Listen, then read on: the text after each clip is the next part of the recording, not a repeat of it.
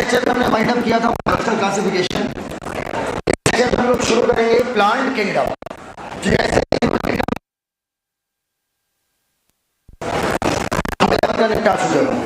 और 11 ज्यादा बड़ी है इन कंपैरिजन टू।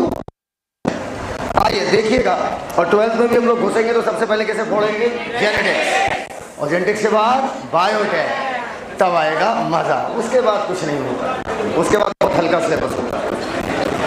चलिए, प्लांट किंगडम 2 से 3 सवालों का चैप्टर।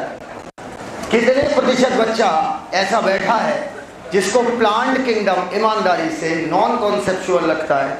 लगता है सर बहुत ज़्यादा कंसेप्चुअल नहीं है, जितना हम ह्यूमन फिजियोलॉजी, पहले ही हाथ ऊपर कर लिया, जितना हम ह्यूमन फिजियोलॉजी, पूरा सुन बोलो, जितना हम ह्यूमन फिजियोलॉजी को सर कंसेप्चुअलाइज कर लेते हैं, प्लांट फिजियो को हम कंसेप्चुअलाइज कर ही नहीं पाते ना। प्लांट मतलब बॉटनी को हम समझते हैं कि ये सर मतलब बेसलेस है, बस है तो है। कितने लोगों को ऐसा लगता है कि प्लांट किंगडम कठिन है? ईमानदारी से हाथ ऊपर कर लीजिए, अपने एक्सपीरियंस।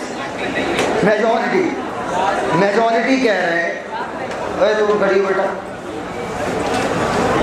कहाँ से उठी? नहीं, बीच में तुम नहीं आ रही, ये रोज आती थी, झूठ बोल रही है, बीच में तुम गोला मारी थी, चरवाहा भीड़ नहीं पहचान पाया। आइए सुनिएगा मेरी बात। प्लांट किंगडम 2 से 3 क्वेश्चन का चैप्टर है, बेहद कंसेप्चुअल चैप्टर है, हर पल कॉन्सेप्ट है। अगर आपको लगता है कि प्लांट किंगडम रटने का चैप्टर है तो आप बेहद गलत हैं। आप गलती क्या कर जाते हैं, प्लांट किंगडम में जो लास्ट पेज है वो है अल्टरनेशन ऑफ जनरेशन। प्लांट की लाइफ साइकिल आप पढ़ते हैं अंत में, और आप ब्रायो, टेरिडो, जिम्नो, एंजियो सब खत्म कर डालते हो। यही आपका प्रॉब्लम, यही आप में दिक्कत हो जाती है। सुनिएगा मेरी बात, आप क्या करते हो, टेलीडर तो चलो चल जाता है, ब्रायो, टेरिडो, जिम्नो, एंजियो, उसके बाद आपका आता है alternation of generation. Alternation of generation पहले पढ़ना चाहिए, उसके बाद चलता है ब्रायो, टेरिडो, जिम्नो, एंजियो। जैसे ही अल्टरनेशन ऑफ जनरेशन खत्म, मतलब परसों का लेक्चर, समझो प्लांट किंगडम अपनी आखिरी सांसें ले रहा होगा।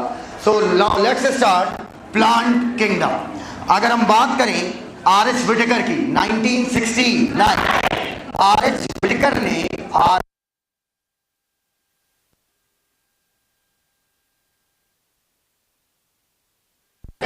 प्लांट किंगडम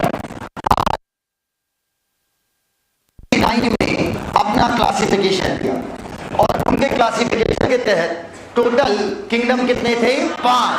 पहला प्रोटिस्टा, दूसरा, तीसरा, चौथा, 5वां। और आपका जो प्लांट किंगडम था, इसमें सब के सब सारे मेंबर क्या थे? ऑटोट्रॉप। प्योर ऑटोट्रॉपिक किंगडम अगर पूछा जाए तो plant, pure heterotrophic kingdom animal, पक्का। और एक और है, कौन? फंजाई। फंजाई और एनिमल ये दोनों प्योर हेट्रोट्रॉपिक हैं, और प्लांट आपका प्योर ऑटोट्रॉपिक है। मैंने एक दिन आपको लिखवाया था, याद है ये बात? आइए अब बात करें अगर हम प्लांट किंगडम की, वक्त के साथ अलग अलग वैज्ञानिक आते रहे। जब लीनियस आए तो लीनियस ने कहा जिनके पास सेल वॉल है वो रखे जाएंगे प्लांट में, और जिनके पास सेल वॉल नहीं है वो रखे जाएंगे एनिमल में। उसके बाद आपके आए हैकल साहब, 3 किंगडम क्लासिफिकेशन, कोपलैंड साहब 4 किंगडम क्लासिफिकेशन, व्हिटेकर साहब 5 किंगडम क्लासिफिकेशन, और कार्ल वूजी 6 किंगडम क्लासिफिकेशन।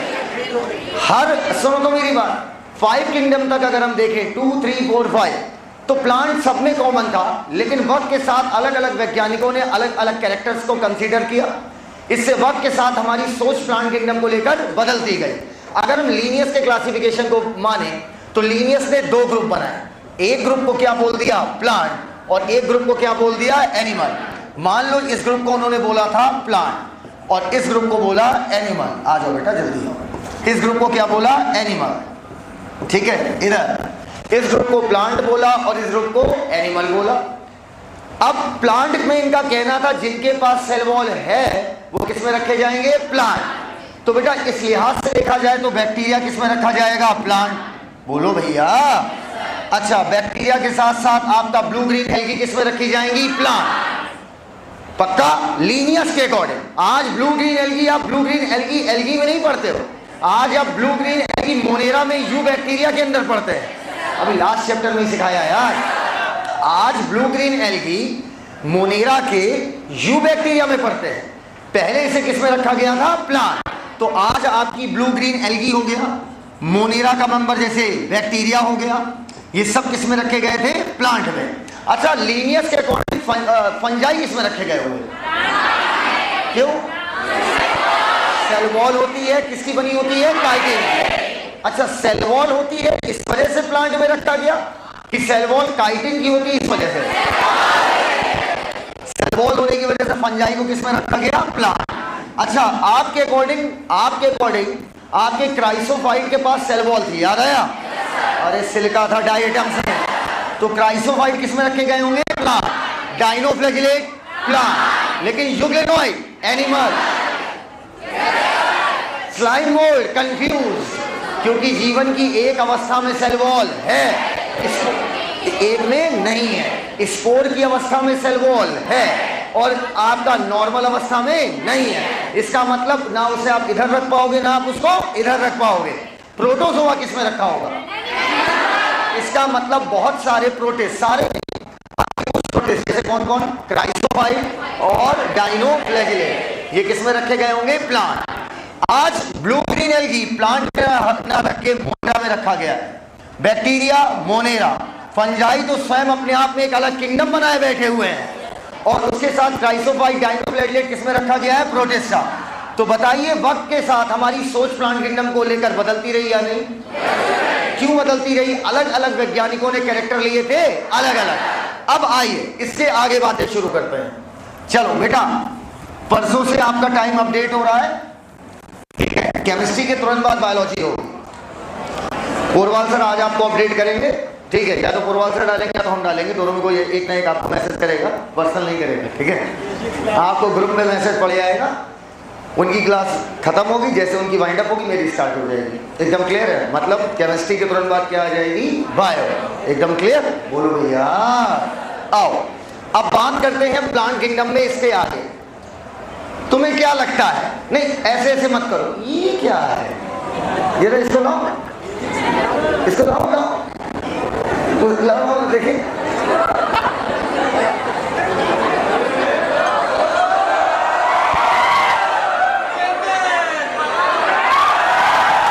हवाई, अरे हम निकल जाओ इन बचपनों से बेटा। गर्मी लगती तो कुछ स्टैंडर्ड भाई कॉपी से कर लो, है ना? कम से कम उसी बहाने ज्ञान अंदर चला आएगा। हाँ आइए, हो गया, आइए। अब मेरी बात सुनिएगा, सुनिएगा मेरी बात। इस बार अपन जिस पेज से है ना, कोई टॉपिक, हर टॉपिक वैसे ही चल रहा है जैसे पहला लेक्चर, वैसे ही आपका आखिरी लेक्चर भी चलेगा जैसे पहला। और इस बार की पेस पिछले साल से हम 60 दिन आगे चल रहे हैं। लास्ट टाइम इस समय ह्यूमन फिजियोलॉजी का बॉडी फ्लूइड एंड तो लिखाता था ना, डेट डालता था। इस समय क्या चल रहा था? बॉडी फ्लूइड की लास्ट क्लास होती थी। हाँ, तो आज के दिन बॉडी फ्लूइड की लास्ट क्लास, मतलब ह्यूमन फिजियो शुरू हुई थी। और अभी हम लोग कहाँ पर हैं? Plant kingdom. और रक्षाबंधन तक अपन एनाटॉमी डाल रहे होंगे। ये कोई खुश होने की बात नहीं है।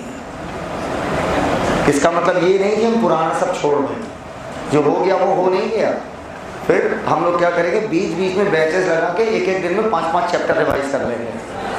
उससे क्या हो जाएगा, अपन का पुराना क्या आ जाएगा? ग्रिप में। समझ गया बात को? क्योंकि जिस समय हम पढ़ते हैं उस समय तो हम एकदम तैयार हो जाता है। फिर अगर हम उसे इसीलिए बीच बीच में पेपर ठूंस देता हूँ ना, ताकि इसी बहाने तुम पढ़ लोगे। क्योंकि होमवर्क देंगे वो तो तुम करने से, कोमल गुप्ता तुम कर सकती हो। आओ, हो गया। तुम्हें क्या लगता है, क्लासिफिकेशन और क्लासिफिकेशन सिस्टम, आप मानते हो ये एक बात है, ये बिल्कुल गलत बात है। मैं एक वैज्ञानिक हूं, मैंने किसी चीज को क्लासिफाई कर दिया कुछ कैरेक्टर्स के आधार पर। ये कोई वैज्ञानिक थे, इनका नाम है डॉक्टर मोटू। तो डॉक्टर मोटू ने इंसान के मतलब जानवरों के ढेर सारे कैरेक्टर ले लिए। कोई वैज्ञानिक थे, किसी ने कोई और कैरेक्टर लिया, कोई वैज्ञानिक थे, उसने किसी और कैरेक्टर लिया। ऐसे हजारों क्लासिफिकेशन आए, हजारों। तुमको मेन का नाम सुने हो, Aristotle, Theophrastus, Linnaeus, Haeckel, Copeland, RH Whittaker, Carl Woese. आप तो मेन के नाम लेते हो, ये तो एकदम मेन वाले हैं जो फेमस हो गए। बाकी क्लासिफिकेशन इतने हुए कि तुम सोच नहीं सकते हो, इतने क्लासिफिकेशन हुए। हजारों क्लासिफिकेशन को हम अध्ययन कैसे करें? हजारों क्लासिफिकेशन का अध्ययन करना मुश्किल कार्य है कि सरल? मुश्किल। वैज्ञानिक हैरान और परेशान, कह रहे यार कोई ऐसा सिस्टम निकालो, कोई ऐसा तरीका निकालो जिससे हम हजारों क्लासिफिकेशन को बड़ी आसानी से समझ जाए कि किस वैज्ञानिक ने कौन से कैरेक्टर लिए थे। अब हजारों वैज्ञानिक हैं यार, हजारों ने हजारों क्लासिफिकेशन दिया, मुझे कब तक याद रहेगा कि किस वैज्ञानिक ने क्या क्लासिफिकेशन दिया? तो इसके लिए वैज्ञानिकों ने एक सिस्टम निकाला और उस सिस्टम को कहा क्लासिफिकेशन करने का system, that is classification system. और कि हजारों क्लासिफिकेशन को हम 3 कैटेगरीज में रखेंगे, चौथी कोई कैटेगरी नहीं। या तो वो क्लासिफिकेशन सिस्टम कहलाएगा वेजिटेटिव, क्या कहलाएगा? वेजिटेटिव। या तो वो क्लासिफिकेशन सिस्टम कहलाएगा नेचुरल,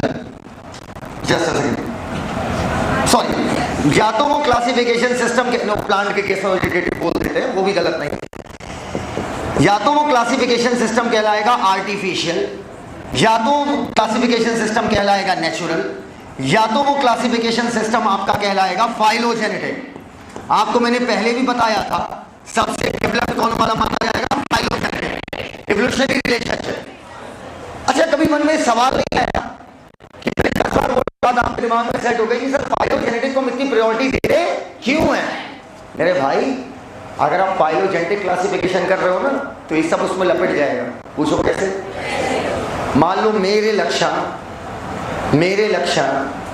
मान लो हम और बंदर एक ग्रुप में रखे गए, इसका मतलब हमारा एंसेस्टर कौन होगा? Common, same. अरे ये नहीं कि हमारे माई बाप कॉमन होंगे, माई बाप नहीं बेटा, बहुत दूर के एंसेस्टर, मुंह से निकाला था, दूर के एंसेस्टर हमारे क्या रहे होंगे? सेम। एंसेस्टर सेम मतलब लक्षण सेम, एंसेस्टर सेम मतलब लक्षण सेम। और आर्टिफिशियल नेचुरल में क्या देखे गए हैं? लक्षण।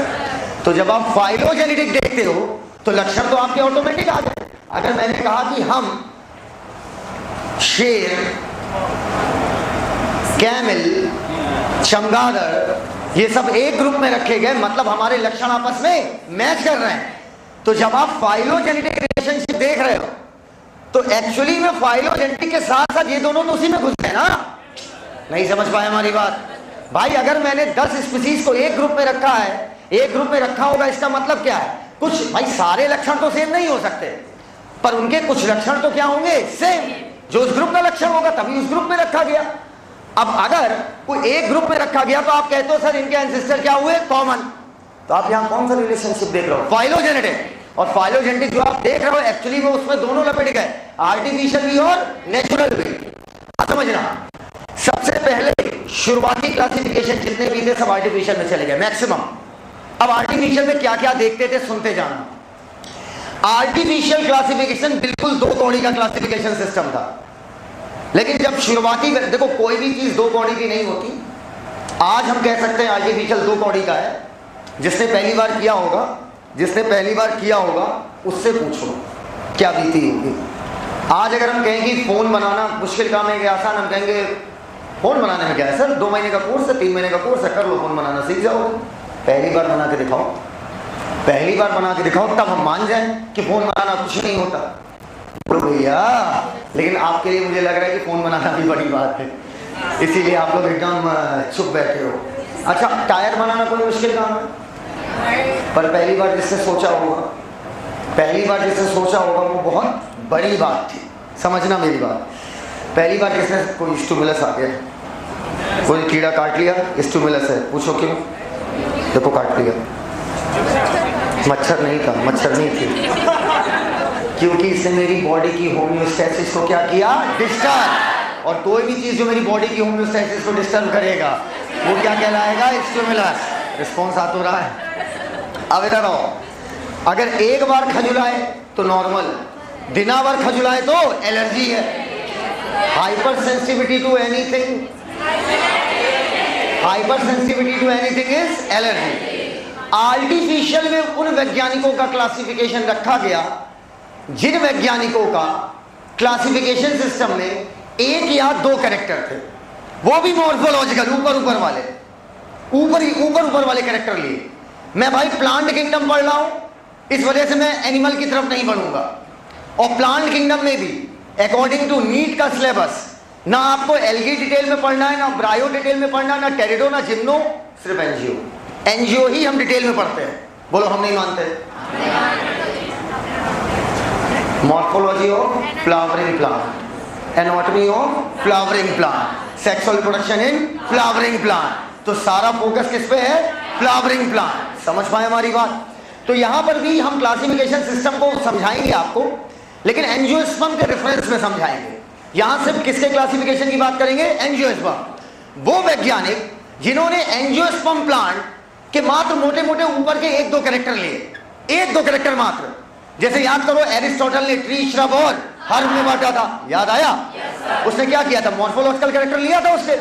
अगर एक आध कैरेक्टर आप लेते हो तो आप क्लासिफिकेशन सिस्टम किसमें गिरेगा, आर्टिफिशियल। बोलो यार। तो आर्टिफिशियल में या तो आप ऊपर, आपको एक शब्द सिखा रहा हूं, सुनना। प्लांट, रूट को, स्टेम को और लीफ को। रूट, स्टेम, लीफ संबंधित अगर आप कोई भी चीज देखते हैं, आगे आप पढ़ोगे 2 चैप्टर छोड़कर मॉर्फोलॉजी में, कि रूट 3 प्रकार की, tap root, fibrous root, adventitious root. Leaf भी आप पढ़ोगे, वेनिशन, पैरेलल वेनिशन, आगे आएगा, परेशान ना हो। फिर लीफ के अरेंजमेंट पे पढ़ोगे, अल्टरनेट फाइलोटैक्सी, होल्ड फाइलोटैक्सी और अपोजिट फाइलोटैक्सी। फिर टाइप ऑफ लीफ में पढ़ोगे सिंपल लीफ या कंपाउंड लीफ। फिर कंपाउंड में भी पढ़ोगे पिन्नेटली कंपाउंड या पामनेटली कंपाउंड। तो अगर आप प्लांट का वेजिटेटिव कैरेक्टर ले रहे हैं, रूट, स्टेम और लीफ, वो भी ऊपर, तो आपका क्लासिफिकेशन सिस्टम किसमें जाएगा, आर्टिफिशियल। आर्टिफिशियल में एक आध वेजिटेटिव कैरेक्टर ले लिए जाते थे और उसी हिसाब से वैज्ञानिकों ने क्या कर दिया था, क्लासिफाई। तो आर्टिफिशियल में हम प्लांट के वेजिटेटिव कैरेक्टर लेंगे या लीनियस। उन्होंने क्या किया था, उन्होंने एंड्रोशियम का स्ट्रक्चर लिया था कि एंड्रोशियम को पता होगा, मेल सेक्स ऑर्गन के घेरे को क्या बोलते हैं, एंड्रोशियम। एंड्रोशियम की संरचना कैसी है, अर्थात एंड्रोशियम मोनोथिकस है कि डाइथिकस है, उसमें स्टेमन का अरेंजमेंट कैसा है, ये सारी बातें आगे डिटेल में आएंगी। तो अगर कोई वैज्ञानिक, क्लासिफिकेशन एक आध है कि हजारों, ये भी बता रहे हैं हजारों, लेकिन हजारों को हमने क्या किया, हमने कह दिया कोई वैज्ञानिक अगर एक आध कैरेक्टर ले रहा है, हीरोइन इधर, तुम्हें से कह रहे लड़के, हाँ, अगर कोई वैज्ञानिक एक आध कैरेक्टर ले रहा है, वो भी मॉर्फोलॉजिकल, मोटा मोटा एक दो कैरेक्टर, तो उसके क्लासिफिकेशन को डाल देंगे आर्टिफिशियल। आर्टिफिशियल में दो चीजें पकड़ी गई, या तो आप वेजिटेटिव कैरेक्टर लेंगे ढेर सारे की एक आध, ढेर सारे, हाथ फैला दिए तो ढेर सारे, अच्छा, या तो आप एंड्रोशियम का स्ट्रक्चर लोगे। एंड्रोशियम फाड़ के नहीं देखोगे, ऊपर से जितना समझ में आएगा बस उतना। एंड्रोशियम का स्ट्रक्चर, ये इसको लेकर क्लासिफाई करने वाला वैज्ञानिक था लीनियस। लीनियस का क्लासिफिकेशन आर्टिफिशियल में इसलिए गया क्योंकि उसने एंड्रोशियम को देखा कि एंड्रोशियम का स्ट्रक्चर कैसा है, और ये क्लासिफिकेशन भी किसमें जाएगा, आर्टिफिशियल, क्योंकि इन्होंने कैरेक्टर कितना लिया, ए, दैट इज एंड्रोशियम स्ट्रक्चर। अब मेरी बात सुनो, आर्टिफिशियल क्लासिफिकेशन सिस्टम की बहुत इंपॉर्टेंट, आर्टिफिशियल क्लासिफिकेशन सिस्टम में कोई एक क्लासिफिकेशन है, हजारों यार, हजारों। जिस वैज्ञानिक ने एक आध कैरेक्टर लिए, ऐसे मत बैठ, सीधा बैठ, एक आध कैरेक्टर लिए, वो भी एक आध कैरेक्टर जो लिए वो भी मॉर्फोलॉजिकल लिए, अर्थात ऊपर से देखा, वो सब किसमें चला जाएगा, आर्टिफिशियल। इतना वाहियात क्लासिफिकेशन था, मैं आज के दौर से कंपेयर करके बता रहा हूं।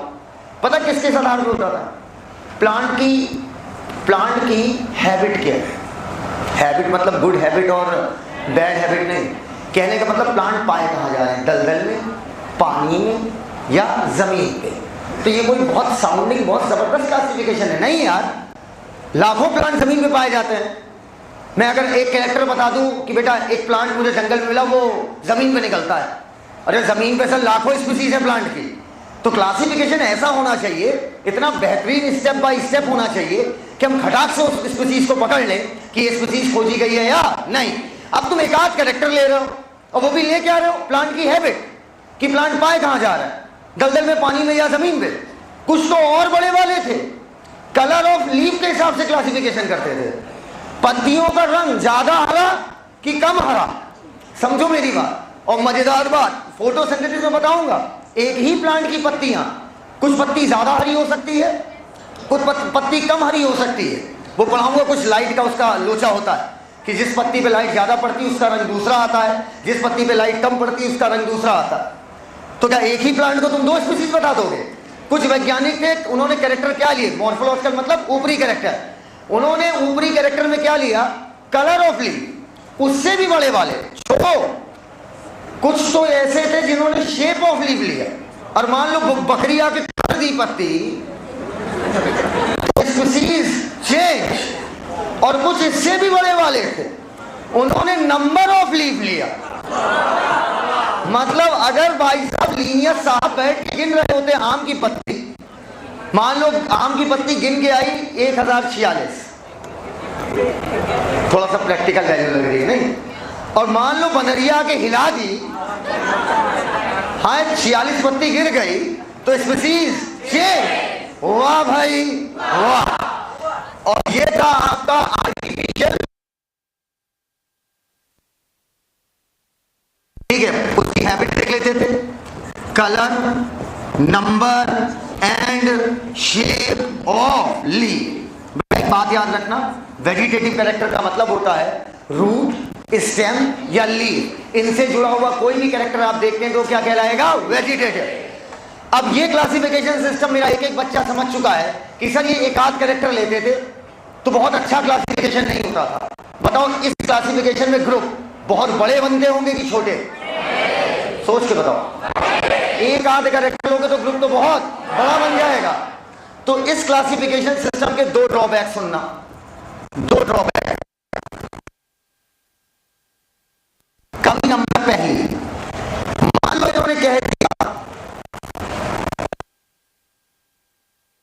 ऑफ स्किन, इन्होंने कहा जिनका कलर गोरा है वो एक ग्रुप में रखे जाएंगे। मान लो इन्होंने कहा, इसका मतलब सफेद चूहा, पोलर चूहा पे मेरे को क्या देख रही है, सफेद चूहा, पोलर बियर और साहिल सर,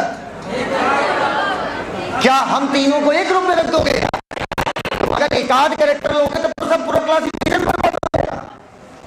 मान लो इन्होंने कहा कलर ऑफ स्किन, जिसकी ब्लैक होगी वो एक ग्रुप में रखे जाएंगे। तो हमारी बिटिया, जितनी बच्चियां बैठी हैं ये, और जितनी मैंने ब्लैक बैठी हैं ये, इसके साथ साथ काला भालू, अरे काला भालू, काली गाय, काली भैंस,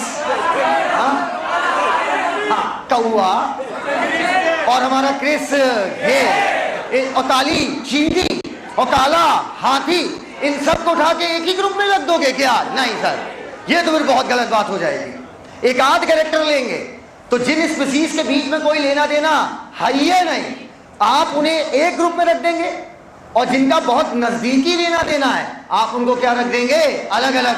हमारा और बंदर का बड़ा नजदीकी लेना देना है भाई साहब, लेकिन अगर कलर ऑफ स्किन से ले लेंगे तो हमको किस में रख दिए जाएंगे, अलग अलग। ड्रॉबैक नंबर पहला, दे separated closely related species, closely related species, इन्होंने क्लोजली रिलेटेड स्पीसीज को क्या कर दिया, अलग अलग। बोलो यार, and put together.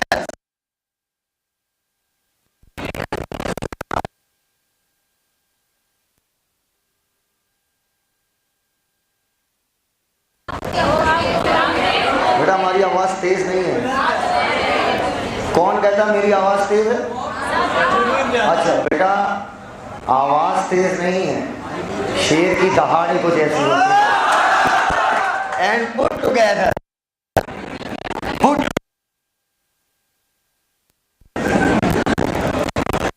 together distantly related species, जिनका बहुत दूर दूर वाला नाता था, उनको एक साथ उठा के रख दिया। जब एक आध कैरेक्टर होगा तो यही होगा। हमको क्रिस गेल को अलग कर दिया यार, हमको रख दिया पोलेवियर वाले ग्रुप में, हमारी बहनों को रख दिया क्रिस गेल वाले ग्रुप में। बहुत बुरा लगा बेटा मुझे, मतलब मेरी आंखों से यूरिन आ गया।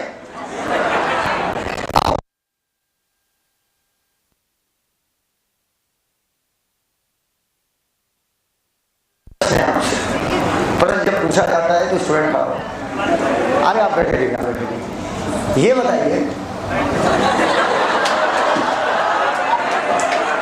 आपको इस क्लास के लड़कों से बहुत खतरा है। मैं आपको बता दे रहा हूँ, मैं आपको सीरियसली बोल रहा हूँ, आपको इस क्लास के लड़कों से खतरा है। और कहीं आपकी इनकम जान गए, टैलेंट जान गए तो वो खतरा बढ़ जाएगा। ये देखो कितना तेज उठाया। अब सुनिए हमारी बात। अब हम क्या कह रहे हैं, इधर इधर इधर इधर कहते हैं, हाँ आप कह रहे क्या है, आपसे एक प्रश्न है। मान लीजिए आपकी शादी हो जाती है, मान सकते हैं आपकी तो आसानी से हो जाएगी, मैं अपने को डाउट कर सकता हूँ, कह रहा लड़के से। ये तैयार हो गई आपकी पूरी, और अच्छा और अच्छा और अच्छा, उसी के चक्कर में रुकी रही। इन्होंने मुझसे कहा, मैंने कहा यार अभी भी मत भेजो, मुझे आज रात और कल रात काम कर ले। कहते अब रहने दो सर, ये 2025 में आएगी। फिर मोटी होती जा रही थी, क्वेश्चन में और चेंज कर रहे थे, और चेंज। टोटल ये बनी है कितने पेज की, 58 पेज की, 58 पेज की है। ओल्ड एनसीईआरटी का फिगर अलग काट के किया गया है, क्योंकि देखो समझदारी यही कि आप न्यू एनसीईआरटी पढ़िए। पूछिए क्यों? क्योंकि देखो अगर थोड़ा भी दिमाग होगा ना एनटीए वालों के पास, तो उनका मेन ऑब्जेक्टिव होता है 11th और 12th के बच्चे। भाई जब वो न्यू पढ़ रहे हैं तो आप ओल्ड से पेपर कैसे बनाओगे? पहला क्वेश्चन नंबर दूसरा कि चलिए आपको पागल कुत्ते ने काट ही लिया है, आपको रेबीज हो गया है और आप अपना सेंस खो चुके हैं, और आपने दिसंबर में ब्रोशर लॉन्च किया और आपने ब्रोशर में बोल दिया कि भैया हम पुराना वाला कंटेंट रखे हैं, वो तो देख के ही पता चल जाएगा। ठीक है, तो कोई बात नहीं, हमारे पास 5 महीने हैं, ठीक है, और जो कंटेंट ये काटे हैं वो लगभग 1 से 1.5 महीने का है, तो हम तब खत्म कर लेंगे। लेकिन अगर हमने अभी खत्म कर लिया और आपने वहाँ पे हटा दिया तो मैं बड़ा धोखामयी फील करूँगा। इसलिए समझदारी क्या है, हमें कौन सी एनसीईआरटी पढ़नी चाहिए? New NCERT. अब एक प्रश्न था, मान लीजिए आपकी शादी हो जाती है, ठीक है, समझिएगा मेरी बात, इनकी क्या हो जाती है, और आप चाहते हैं कि आपका लड़का जो है वो जट काला पैदा हो, बिल्कुल कह रहा साहिल सर जैसा, बिल्कुल क्रिस गेल के जैसा चाहते हैं, और ये अपनी पत्नी के साथ चले गए अफ्रीका। इनके मन में एक धारणा है, क्योंकि मैथ से इनके मन में एक धारणा है कि अगर अंग्रेजी में लिखा इनके मन में एक धारणा आई कि अगर हम अफ्रीका जाके बच्चा करेंगे तो क्या पता लॉन्चिंग ब्लैक हो एकदम, ठीक है। पर ये भी गोरे हैं, इनकी पत्नी भी मान लो भाग्यवश गोरी निकली, ठीक है, इधर। और लेकिन उन्होंने देखा बच्चा तो गोरा है, ये फोन किए कैंसर क्या बायोलॉजिकल फिनोमेना हुआ, अफ्रीका में तो बच्चे काले होते, हमको उसके लिए अफ्रीकी होनी चाहिए। मैंने कुछ गलत तो नहीं कहा, क्योंकि इन्वायरमेंट बदलने से आपके रिप्रोडक्टिव कैरेक्टर थोड़ी बदल जाएंगे। अरे यार क्या मतलब, इन्वायरमेंट बदलने से गैमेट का कलर काला हो जाएगा? वाह भाई वाह, अरे मजाक चल रहा है क्या भाई? इन्वायरमेंट बदलने से कलर थोड़ी चेंज हो जाएगा, बोलो यार। तो आप पैदा वहां पर इंसान ही करेंगे, क्योंकि आप स्वयं क्या है, इंसान। आप कहीं भी चले जाइए, आप अगर मान लीजिए आप मेरे घर आ जाएंगे तो ऐसा थोड़ी कि शेर पैदा होगा, भाई क्योंकि रिप्रोडक्टिव कैरेक्टर आपके चेंज नहीं होंगे। हाँ ये हो सकता है कि अगर आपका बच्चा अफ्रीका में बहुत दिन तक खेला कूदा तो हो सकता है वो थोड़ा सा क्या हो जाए, गोरे से काला हो जाए। बोलो यार। तो जो हमारी बॉडी के ऊपरी कैरेक्टर है, अंग्रेजी में एनिमल में उसको सोमैटिक कहते हैं, प्लांट में उसे वेजिटेटिव कहते हैं। एनिमल की बॉडी को सोमा बोलते हैं, सोमा मतलब एनिमल बॉडी, और वेजी मतलब प्लांट बॉडी। तो आपका जो लड़का होगा वो शेर नहीं होगा, वो शेर नहीं होगा, क्योंकि आपके जीन्स अलाउ नहीं कर रहे हैं कि वो क्या बने, शेर। तो रिप्रोडक्टिव कैरेक्टर पर एनवायरनमेंट का फर्क जल्दी नहीं पड़ता, लेकिन आपकी बॉडी के सोमैटिक लक्षण, या अगर हम प्लांट की बात करें तो इनके वेजिटेटिव लक्षण, इनके क्या हो जाएंगे, बदल जाएंगे। तो बताओ एनवायरनमेंट पे ज्यादा असर किसका पड़ा, रिप्रोडक्टिव का कि वेजिटेटिव का? और एक अच्छा एग्जांपल देता हूं। आप कभी पहाड़ पे गए हो? हाँ, मिट्टी के टीले पे चढ़ जाने को पहाड़ नहीं कहते हैं, समझ पाए? हम लोगों ने पहाड़ पे देखा है कि पहाड़ पे प्लांट कुछ इस शेप के होते हैं। नोटिस किया? एक नीम का प्लांट लो, जाओ पहाड़ पे लगा दो, भरोसा करो, एक नीम का प्लांट लो, जाओ पहाड़ पे लगा दो। अगर एक नीम के प्लांट का सीड पहाड़ पे लगा दोगे तो उससे साइकस का प्लांट नहीं निकलेगा किसका प्लांट, नीमे का होगा, वो नीमे निकलेगी उससे निमकौरी, जिसे मार के खेलेंगे गर्मी छुट्टी में।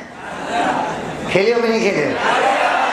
नीम का प्लांट अगर है, आप उसे पहाड़ पे ले जाके लगाओ या गड्ढे में ले जाके लगाओ, उससे जो प्लांट निकलेगा वो नीम ही, क्योंकि रिप्रोडक्टिव कैरेक्टर पर एनवायरनमेंट का फर्क उतना नहीं पड़ता। हाँ वो अलग बात है कि वहां का जो नीम का प्लांट होगा उसका शेप कुछ ऐसा होगा। हर पहाड़ी प्लांट का शेप थोड़ा ट्रायंगुलर होता है। इसका कारण होता है, पहाड़ पर जब गिरेगी बर्फ तो बर्फ इस पर टिकेगी नहीं, बर्फ लुढ़कती हुई किधर चली जाएगी, नीचे। दैट्स व्हाई पहाड़ के प्लांट का शेप कैसा होता है, ऐसा। पहाड़ के प्लांट की पत्तियां भी छोटी होती हैं, पहाड़ के प्लांट की पत्तियां छोटी होती हैं। अगर एक और रूट की बात करते हैं और सरल है। रूट जो होते हैं, जो जमीन पर नीम का प्लांट लगा और जो पहाड़ पर नीम का प्लांट लगा है, पहाड़ वाले की रूट बहुत अंदर तक गई होती है, क्योंकि उसे तेज हवाओं के क्या झेलने पड़ते हैं, थपेड़े। तो बताओ वेजिटेटिव कैरेक्टर एनवायरनमेंट बदलने से, प्लेन से आप पहाड़ पे गए, अगर आप प्लेन पर मतलब जमीन पर अगर आप एक नीम का प्लांट देखो तो ऐसे फैला रहता है, देखा होगा ना। लेकिन वहीं पर पहाड़ पर उसका शेप कैसा हो जाएगा, ट्रायंगुलर। इसका मतलब वेजिटेटिव कैरेक्टर पर एनवायरनमेंट का असर पड़ेगा ज्यादा और रिप्रोडक्टिव कैरेक्टर पर फर्क पड़ेगा कम। तो ज्यादा तवज्जो क्लासिफिकेशन में इस कैरेक्टर को देनी चाहिए, जो बोलते ही नहीं हो यार, जिसका एनवायरनमेंट पे असर कम पड़े, जिसका एनवायरनमेंट पे असर कम पड़े। समस्या क्या थी, लाउडली पढ़िए इसे। Give equal importance to vegetative मतलब रूट स्टेम और leaf, vegetative and reproductive character both. क्या ये बात एकदम क्लियर है? लेकिन बराबर इंपॉर्टेंस देना क्या हो गया भैया, गलत। क्लासिफिकेशन खत्म है। जिन्होंने एक आध कैरेक्टर लिए, अब वेजिटेटिव कैरेक्टर में क्या वाहियात कैरेक्टर लिए गए, हैबिट, कलर, नंबर, शेप और लीफ। वो क्लासिफिकेशन सिस्टम किसमें चला, वो क्लासिफिकेशन किसमें चला जाएगा, आर्टिफिशियल। लिखना मत, बात सुनते रहना। अब अगला क्लासिफिकेशन आ रहा है नेचुरल। नेचुरल को बहुत अच्छे से समझिएगा। नेचुरल क्लासिफिकेशन आराम से सुनिएगा।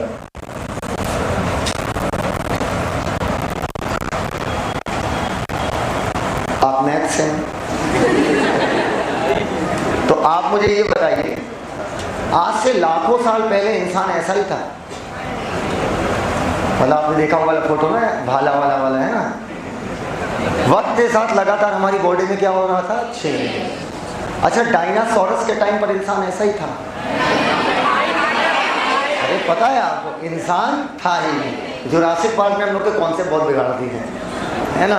डायनासोरस जब धरती पे थे उस टाइम पर इंसान धरती पर नहीं था। बताऊंगा एवोल्यूशन में एक बड़ी सुंदर सी बात है। अगर डायनासोरस उस टाइम होते तो आज इंसान ना होता, लेकिन अगर आज डायनासोरस होते तो आज डायनासोरस ना होते, क्योंकि आज हम टेक्निकली बहुत ज़्यादा क्या हैं, एडवांस। लेकिन उस समय बेटा वो चीरम फाड़ मचा के हमारे बराबर कर देते। सोचिए मेरी बात, मैं क्या कह रहा हूँ। आज आप सुपीरियर स्पीसीज हैं धरती की। आज धरती आपके कंट्रोल में है और आप धरती को अपने अकॉर्डिंग चला रहे हैं जैसा आपको लग रहा है। ऐसा कुछ नहीं है। धरती किसी की औकात नहीं जो चला पाए।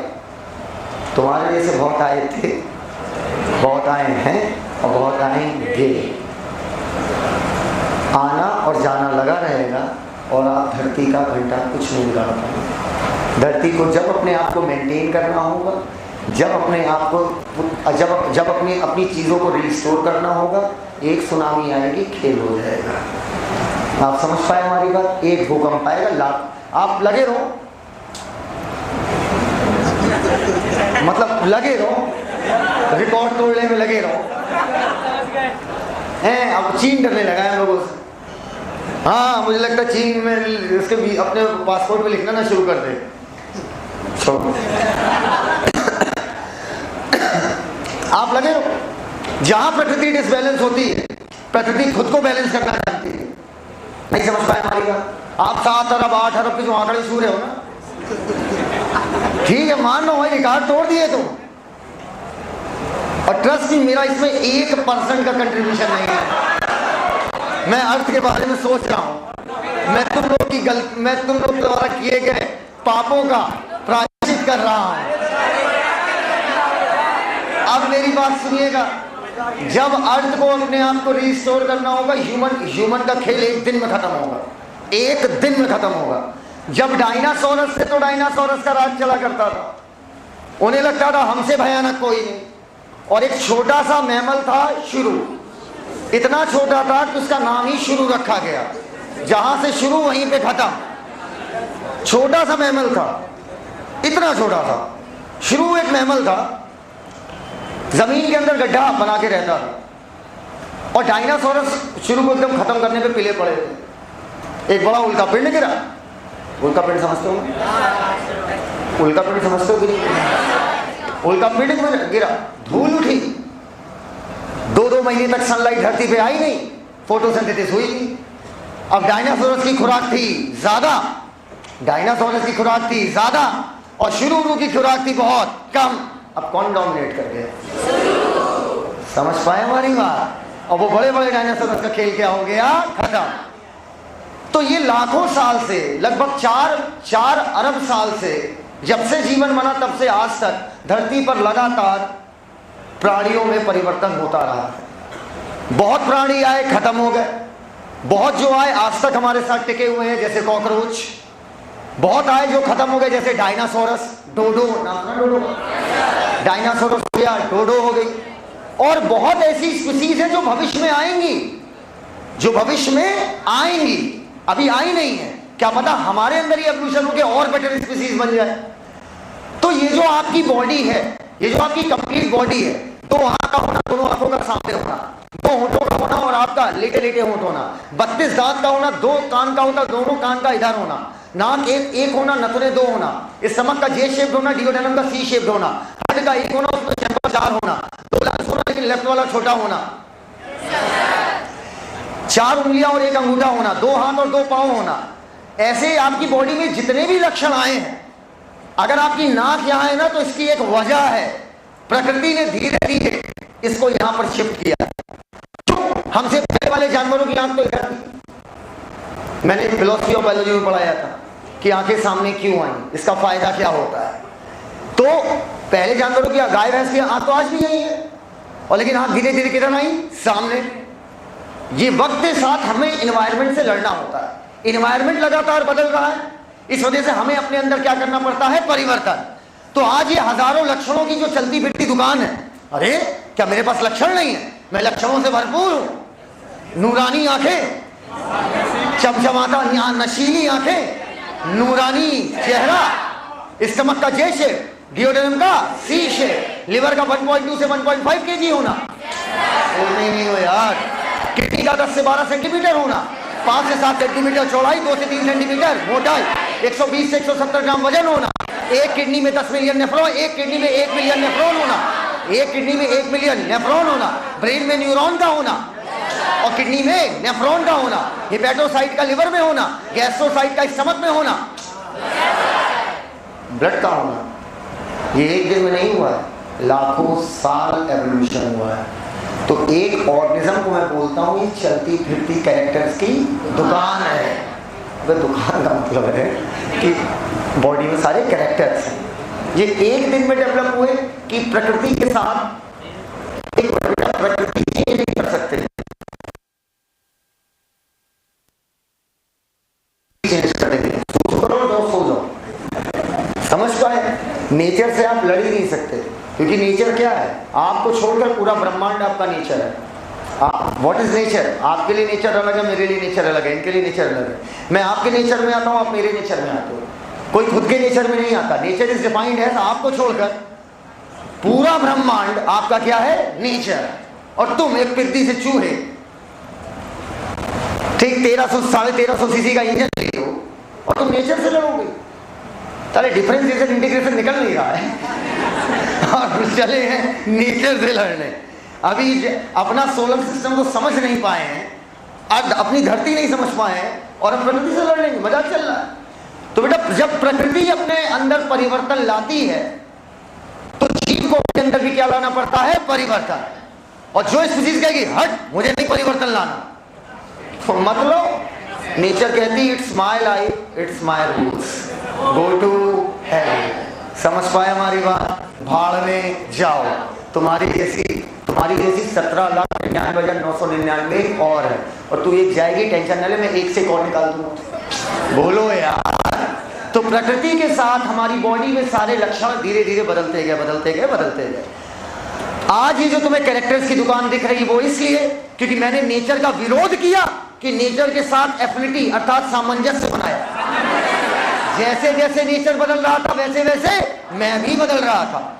मान लीजिए आज हिंदुस्तान का टेम्परेचर एकाएक बढ़ जाए, तो आपको ये बात मैंने एक लेक्चर में सिखाई थी केमिकल कंट्रोल एंड कोऑर्डिनेशन में कि हाई टेम्परेचर पर अगर आपका सनलाइट से सामना ज्यादा हो रहा है तो आपकी स्किन में जो मेलानोसाइट है वो कौन सा पिगमेंट बनाती है? मेलानिन। और नहीं बनाएंगी तो कैंसर होने के चांसेस ज्यादा। और मान लो हम लोगों में से कुछ लोगों ने एवोल्यूशन कर लिया, खुद को काला कर लिया, और कुछ लोगों ने नहीं किया। जो नहीं किया वो कैंसर से मरे, और जो कर लिए वो डेवलप हो जाएंगे। बोलो यार। तो नेचुरल सिस्टम ऑफ क्लासिफिकेशन के लिए कहती है एनसीईआरटी, ये दो वर्ड को मैं एक्सप्लेन कर रहा हूं इतनी देर से, जो दो वर्ड लिखे हैं, नेचुरल एफिनिटी। नेचुरल एफिनिटी कहने का मतलब नेचर के साथ तालमेल बनाए हो, इसी वजह से सारे लक्षण डेवलप हुए हैं। तो नेचुरल सिस्टम ऑफ क्लासिफिकेशन में एक आध कैरेक्टर लिया है तो आर्टिफिशियल, ओए लड़के, एक आध कैरेक्टर लिया है तो आर्टिफिशियल। बॉडी के सारे कैरेक्टर ले लोगे तो वो किस में चला जाएगा? नेचुरल। जिन वैज्ञानिकों ने बॉडी क्लासिफिकेशन किस में चला गया? नेचुरल। क्लियर है या नहीं क्लियर? सारे का मतलब मैक्सिमम से होता है, सारे कोई नहीं करता, ठीक है? सारे अब किए जाते हैं, जब सुपर कंप्यूटर वगैरह आ गया है तो अब सारे किए जाते हैं, तब नहीं किए जाते थे। मैक्सिमम मतलब सर जैसे क्या किया? जैसे एम्ब्रायोलॉजी। एम्ब्रायोलॉजी का मतलब सर एम्ब्रॉयनिक डेवलपमेंट कैसा हो रहा है? आपके एम्ब्रॉयनिक डेवलपमेंट के दौरान गिल्स जैसी स्ट्रक्चर बन रही है या नहीं बन रही है? एम्ब्रॉयनिक डेवलपमेंट कैसे हो रहा है? पहले महीने में क्या बना, दूसरे महीने में क्या बना, तीसरे महीने में क्या बना, चौथे महीने में क्या बना? मजेदार बात बताऊं? मजेदार बात बताऊं? चाहे मछली हो, चाहे एम्फीबिया हो, चाहे रिप्टाइल हो, सर हम लोग को प्लांट किंगडम पढ़ना है। बस यही गंवार छाप आदत छोड़ दो। ये सब बेवकूफ बनाया जाता है कि बॉटनी अलग होती है, जूलॉजी अलग होती है। ये बेवकूफ क्यों बनाया जाता है?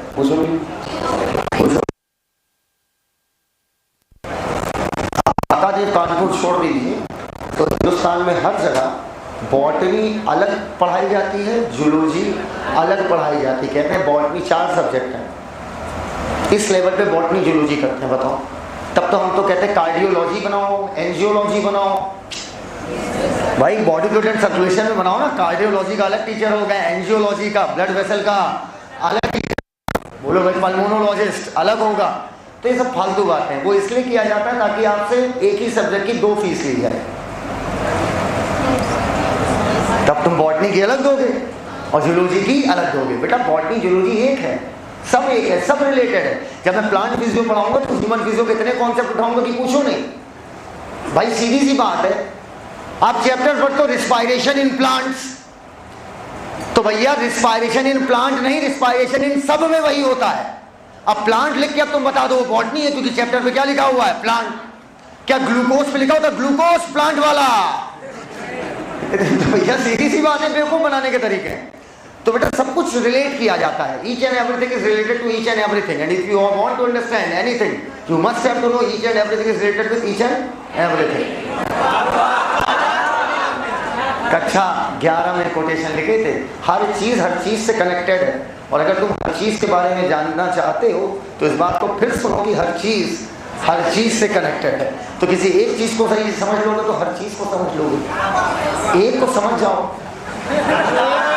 पूरी तरीके से, बाकियों को समझना क्या हो जाता है, आसान। उसी के अल्ले पल्ले सबका नेचर होता है। मैं ग्रुप की बात कर रहा हूँ। अच्छा इधर आओ, आपका कोई बात नहीं। नेचुरल सिस्टम ऑफ क्लासिफिकेशन उन वैज्ञानिकों का जिन्होंने बॉडी के ढेर सारे कैरेक्टर उठाए। बॉडी के सारे कैरेक्टर उठा रहे हो, सारे कैरेक्टर कैसे आए भैया? जब नेचर के साथ आपने क्या बनाई, तालमेल बनाया। जैसे एग्जाम में शब्द आ जाए नेचुरल एफिनिटी तो तुरंत समझ जाना। अरे एक बात मैं बोल रहा था, बोलते बोलते रुक गया।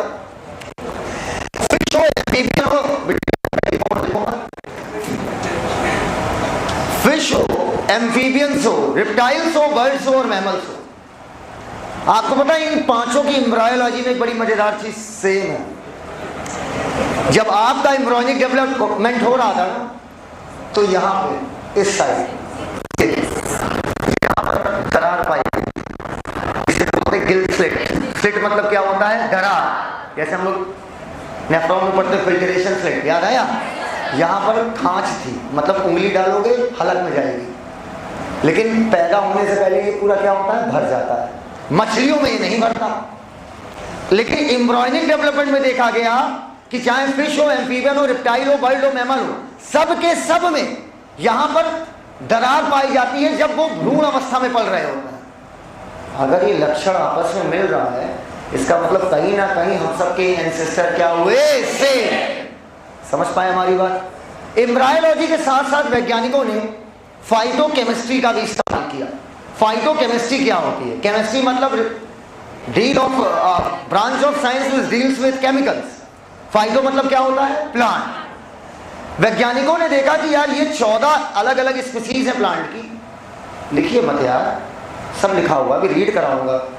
फाइटोकेमिस्ट्री में क्या देखा कि 14 अलग अलग स्पीसीज है प्लांट की, लेकिन इन 14 के 14 में, मान लो एक पिगमेंट का ऐसे मैं नाम ले रहा हूं कोई भी XYZ, वो 14 के 14 में पाया जा रहा है। ठीक, इसका मतलब कहीं ना कहीं इन 14 की 14 स्पीसीज में अगर सेम केमिकल बन रहा है, मान लो ये 14 प्लांट की स्पीसीज हैं, मैंने देखा इन सब के अंदर विनब्लास्टिन बन रहा है या स्ट्राइकीन बन रहा है। एक कोई फर्जी नाम ले लो, फर्जी नाम नहीं बेटा, नाम, सब में स्ट्राइकीन बन रहा है।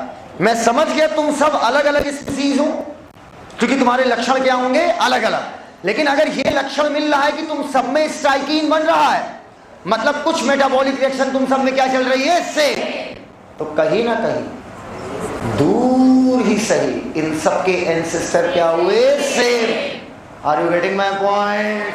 बोलते ही नहीं हो यार। अल्ट्रा स्ट्रक्चर देखी गई। अल्ट्रा स्ट्रक्चर मतलब बेहद घुसकर स्ट्रक्चर देखी गई, सूक्ष्म स्ट्रक्चर पकड़ी गई। प्रोकैरियोट होना, यूकैरियोट होना, नहीं समझे? अब सेल वॉल में है, सेलुलोज के साथ और क्या क्या है, मतलब सेल को घुस के स्टडी किया गया और देखा गया किन की सेल्स में क्या है, सिमिलैरिटी। ऐसे बहुत सारे कैरेक्टर लिए जाते हैं किसमें, नेचुरल सिस्टम ऑफ क्लासिफिकेशन। क्या पूरी क्लास में कोई बता पाएगा नेचुरल एफिनिटी वर्ड क्यों लिखा है इसके लिए?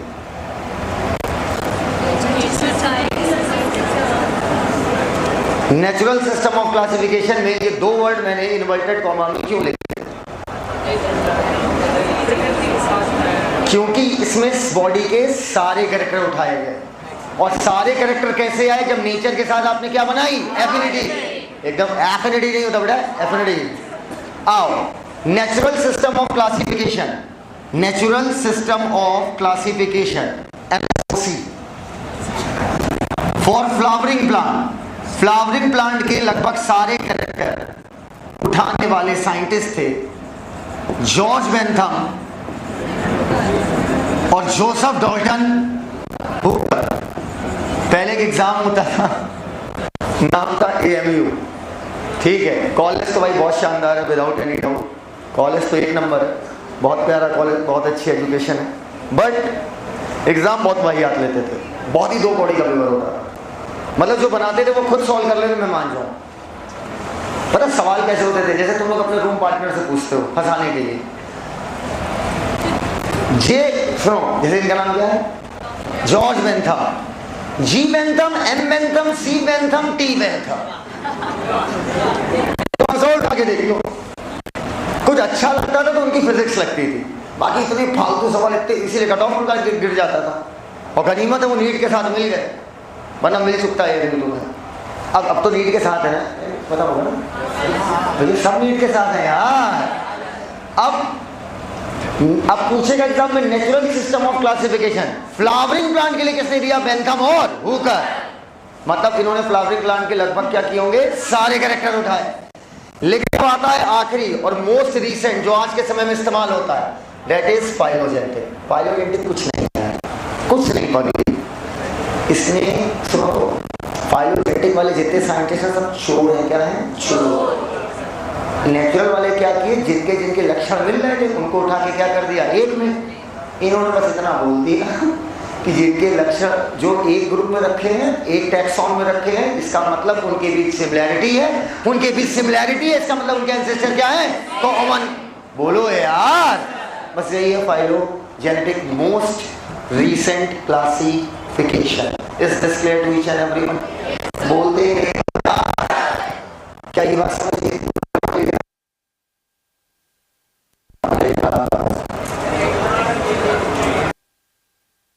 बड़ी हाँ, फाइलोजेनेटिक का कुछ नहीं मतलब।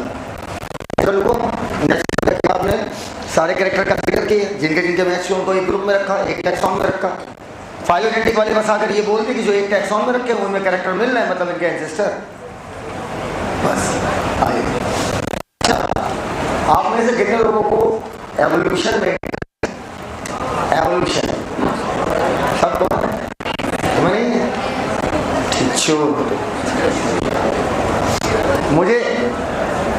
मुझे 4 चीज़ों में बहुत इंटरेस्ट है। अगर तुम मेरा पर्सनल इंटरेस्ट पूछो तो मतलब उनके बारे में मैं जब भी फ्री टाइम होता हूँ मैं उन्हीं के बारे में ही पढ़ता हूँ। मार्स तो बट ऑब्वियस है, शायद उतना मैं अर्थ के बारे में नहीं पढ़ाई की होगी जितना मैंने मार्स के बारे में पढ़ा है। मार्स के बारे में बहुत पढ़ा है, बहुत पढ़ा है, क्योंकि मार्स क्या प्लैनेट है यार, मतलब मार्स एक लगता है। डीएनए बहुत पसंद है, बहुत, जितना पढ़ो उतना कम। समुद्र, सी, डीप सी, जान,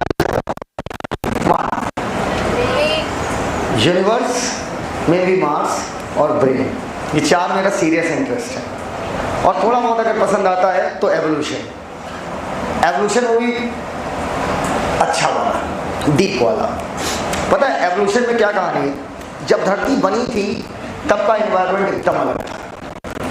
जब डायनासोरस थे तब का एनवायरनमेंट अलग था। जब थियोफाइटोन वगैरह जैसे जीव थे तब का एनवायरनमेंट अलग था। और आज का एनवायरनमेंट अलग है। एनवायरनमेंट लगातार बदल रहा है। आज से 1000 साल बाद धरती का एनवायरनमेंट कुछ अलग होगा। 10,000 साल बाद धरती का एनवायरनमेंट कुछ अलग, लगातार बदल रहा है। और आपको ताजुब होगा कि ना जाने कितनी बार हिमयुग आया। हिमयुग मतलब आधे आइस एज, बस हो गया। आधे से ज्यादा धरती आपकी बर्फ से ढक गई है, स्पीसीज लगभग खत्म। 5 बार ऐसा हो चुका है लगभग कि धरती से स्पीसीज लगभग खत्म हो चुकी है, और ये छठा एक्सटेंशन चल रहा है। अब ये बताइए, जो जानवर मर गए, जो प्लांट मर गए, जो जानवर, तुम्हारे सर में चोट कैसे लगी? हाँ, लड़ाई झगड़ा, गिर गए थे? अच्छा, फोकस लेवल कितना भयानक है, बात करते करते गिर पड़ गए। अब सुनिएगा मेरी बात, बहुत सीरियस बात कर रहा हूँ, सुनना। वक्त के साथ लगातार नेचर चेंज हो रहा है। नेचर के साथ साथ नए नए जीव आ रहे थे, कुछ जीव जा रहे थे। अच्छा ये बताइए, अगर कोई जीव आज से मात्र 2000 साल पहले था तो उसका फॉसिल हमें मिलेगा? ताज्जुब की बात यह है कि बहुत कम जीवों के हमें जीवाश्म मिल पाए हैं, बहुत कम। बड़ी किताबें लिखती हैं एवोल्यूशन की, रेयरली कुछ ही स्पीसीज हमें मिली, जितनी मिलनी चाहिए थी उसके अनुपात में कुछ नहीं मिली। अब तुम कहोगे सर उनका जीवाश्म गया कहां? भाई देखो, जीवाश्म, आपका जीवाश्म तभी बनेगा जब आप, फॉसिल बनने की कुछ कंडीशंस होती हैं, वो कंडीशन सिलेबस में नहीं, इसलिए मैं जिक्र नहीं कर रहा हूं। अगर ये कंडीशन होगी तब फॉसिल बनेगा। मान लो कोई स्पीसीज है, वो ज्वालामुखी के इर्द गिर्द रहती थी। अब अगर ज्वालामुखी फटा और वो सारी स्पीसीज उसके लावा में जल के मर गई, तो लावा का टेम्परेचर इतना ज़्यादा होता है कि हड्डियों का नामो निशान नहीं मिलेगा। तो कहते हैं बहुत कम स्पीसीज है जिनके हमें फॉसिल मिले। अब मान लो, मेरे हाथ को देखना, हाथ तो मत देखो, बोर्ड को देखिए। मान लो एक स्पीसीज है जो आज है 2000 जितना भी चल रहा है, 2300 आओ, ये स्पीसीज हमें आज मिली। एक स्पीसीज जिसका जीवाश्म हमें मिला, उसका नाम था ए। ठीक, एक स्पीसीज है जिसका जीवाश्म हमें मिला, ये थी 10,000 साल पुरानी, कम हो गया थोड़ा, बड़ा हो, 20,000 साल पुरानी, और उसका नाम था डी। वैज्ञानिकों ने कहा डी और ई में बहुत सिमिलैरिटी है। प्लीज सुनिए, मुझे ई जानना था कि ई का फाइलोजेनेटिक रिलेशनशिप क्या है, अर्थात ई स्पीसीज अगर बनी तो एकाएक थोड़ी आसमान से आ गए। ये तो भाई, ये तो हमारा रिलीजियस व्यू है। रिलीजियस व्यू हमारा है कि धरती पर सारी स्पीसीज आसमान से आई, और एक का दिन में समाज बाइट, हाँ समझ रहे, ये हमारा रिलीजियस व्यू है। विज्ञान इसे बिल्कुल नहीं मानता। विज्ञान चीजों में रिलेशन ढूंढता है, और एवोल्यूशन का स्ट्रॉन्ग सपोर्टर है विज्ञान। एवोल्यूशन का 100% सपोर्टर है विज्ञान। मतलब विज्ञान को डाउट नहीं कि एवोल्यूशन नहीं हुआ है, एवोल्यूशन तो हुआ है। इतना मोटा चैप्टर एनसीईआरटी ने दे दिया, इतने प्रिंसिपल बने उसके ऊपर। मैंने देखा कि यार ई स्पीसीज का मुझे देखना है, इसकी पूरी एवोल्यूशनरी हिस्ट्री देखनी है कि किससे किससे आया है, समझना। मैंने कहा कि यार इसका डी से बहुत मिलना जुलना है, इसके डी से ई और डी के बीच में, अरे नाम दे देगा कुछ चलेगा, ऐसे चलेगा। डी, ई का डी के साथ लगभग 30,000 में 29,000 कैरेक्टर मैच कर रहा है। इन दोनों का आपस में कितना कैरेक्टर मैच कर रहा है? 29,000। आपको ई का देखना रिलेशनशिप, सिर्फ ई का, ई की हिस्ट्री क्या थी, और ए और बी के बीच में देखा तो 13,000 कैरेक्टर मैच हो रहे थे।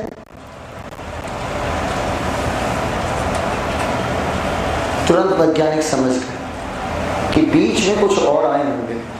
ऐसा नहीं हो सकता, इतना बड़ा एवोल्यूशन नहीं होगा कि साला 13,000 कैरेक्टर मैच होते से सीधे पहुंच जाए 27, व्हाटएवर रट्टू तोते, 13,000 से सीधे कितने पहुंच जाए? 27,000। ये भैया देखो, एवोल्यूशन ह्यूगो डिब्रीज कहते थे चट से होता है, उनकी बात सही नहीं मानी गई भाई। डार्विन कहते थे एवोल्यूशन धीरे धीरे होता है। ऐसे नहीं हुआ कि भैया रामापितका से सीधे होमो सेपियन, मजाक चल रहा है क्या? एवोल्यूशन धीरे धीरे होता है। Gradual, step by step, and every step is baby step. तो कहते हैं कि ए से, सुनो मेरी बात, कहते हैं ई से, ई जो है वो डी से आया होगा, डी में चेंज हुआ तो क्या बन गया ई, लेकिन ए और डी के बीच में इतना लंबा गैप, नॉट पॉसिबल। मतलब बीच में कुछ और स्पीसीज आई है, जगह खाली है, जिनके फॉसिल अभी तक हमें नहीं मिले हैं। नहीं समझ पाए? तो जब आपके पास फॉसिल एविडेंस नहीं होता, जब आपके पास फॉसिल एविडेंस नहीं होता, वक्त के साथ प्रकृति क्या हो रही है? बदल रही है, नेचर चेंज हो रहा है। तो ह्यूमन, उस समय की मिट्टी, उस समय के चट्टान, अच्छा बताओ डायनासोरस के टाइम की मिट्टी आज होगी या नहीं होगी? बिल्कुल होगी। जमीन खोदो, जहां डायनासोरस का स्केलेटन मिला वही उस टाइम की मिट्टी थी। क्या डायनासोरस मरे होंगे? मरने के बाद जमीन खोद के अंदर गए हुए रहने के लिए? भाई जिस पे चलते थे उसी पर गिर पड़े, उसी पे मर गए। इसका मतलब वहां की मिट्टी उस टाइम की ही मिट्टी है। और मिट्टी की स्टडी करके हम बहुत कुछ समझ सकते हैं कि उस समय एनवायरनमेंट कैसा रहा होगा। एनवायरनमेंट का बहुत बड़ा असर किस पे पड़ता है? मिट्टी पर, उस समय पाई जाने वाली चट्टानों पर। तो अब वैज्ञानिक अंदाजा लगाते हैं इस एनवायरनमेंट में किस तरीके का जीव रहा होगा। आप नोटिस किए होंगे जहां एवोल्यूशन का चार्ट बना है, class 12 NCERT chapter number 7 evolution, जो कि अब चैप्टर नंबर 6 बन गया है, वहां पर आपने नोटिस किया होगा बीच बीच में क्वेश्चन मार्क है, स्पीसीज अननोन, स्पीसीज एक्सटिंक्ट। देखा होगा यार, गेस करते हैं कि उसका ढांचा कैसे रहा होगा। मानव दिमाग के लिए संभव नहीं कि इतनी आसानी से गेस कर पाए। आप अल्टीमेटली बीच की स्पीसीज ढूंढ रहे हो कि कैसी कैसी रही होगी। अबे ऐसे कैसे हो सकता है यार? 13,000 कैरेक्टर सीधे 20,000, मतलब नहीं समझ पा। तो जब आपके पास फॉसिल एविडेंस नहीं है तो उस टाइम आप सहारा लेते हो 3 तरीके की टेक्सोनॉमी का। टेक्सोनॉमी मतलब ऑर्गेनिज्म को जानना, पहचानना, नाम रखना, क्लासिफाई करना, ये सब किसमें करते हैं? टेक्सोनॉमी।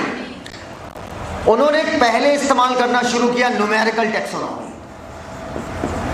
इसके बाद इस्तेमाल हो रही है अब साइटोटेक्सोनॉमी और कीमोटेक्सोनॉमी।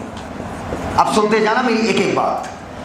जब फॉसिल एविडेंस नहीं है और हमें जानना है कि बीच में एनवायरनमेंट के अकॉर्डिंग कौन कौन सी स्पीसीज हो सकती है, समझ ही नहीं रहे, या हमें किसी स्पीसीज के बारे में जानना है कि स्पीसीज खोजी गई है या नहीं, तो भी हम यूज कर सकते हैं इनका।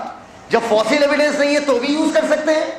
और जब हमें ये जानना हो कि बीच में कौन कौन सी स्पीसीज, इनके बीच में क्या हो रही होगी, लिंक। वो तो फिश से क्या बने? एम्फीबिया। एम्फीबिया से बने रिप्टाइल। मुन्ना, अगर फिश से बने एम्फीबिया ना, तो फिश और एम्फीबिया के बीच में इतने भी लक्षण नहीं मिलते हैं कि आप सीधे बोल दे तो फिश से बने एम्फीबिया। बीच में बहुत सारे आए होंगे जिनमें कुछ मछली वाली प्रॉपर्टी होगी और कुछ एम्फीबिया वाली। एम्फीबिया रिप्टाइल में बीच में बहुत आए होंगे। जब आपके पास फॉसिल एविडेंस नहीं है, जब आपके पास फॉसिल एविडेंस नहीं है, तब आप इन 3 तरीके की टेक्सोनॉमी का इस्तेमाल करते हैं। अब एक एक करके समझो। नाम न्यूमेरिकल टेक्सोनॉमी। न्यूमेरिक का मतलब होता है नंबर। जब तक सुपर कंप्यूटर नहीं आया था, न्यूमेरिकल टेक्सोनॉमी नहीं कर पाते थे। हमारे यहाँ सुपर कंप्यूटर जो है बहुत लेट से आया, और दुनिया के चंद देशों के पास सुपर कंप्यूटर है। अरबों का कैलकुलेशन 1 सेकंड के अरबवें भाग में वो कर देता है। अरबों का कैलकुलेशन 1 सेकंड के अरबवें भाग में कर देता है और चट से आपको रिजल्ट दे देता है। और सोचिए, हम 1969 में मून पे पहुंच गए बगैर सुपर कंप्यूटर के। कितनी गजब की बात थी ना। 1969 में तो गए थे। ये नहीं पता, कितनी बड़ी बात नहीं पता। अच्छा ये बताओ कौन कौन गया था? नील आर्मस्ट्रॉन्ग और लाइका। अबे लाइका कुत्ता था, वो मून पे नहीं स्पेस में गया था।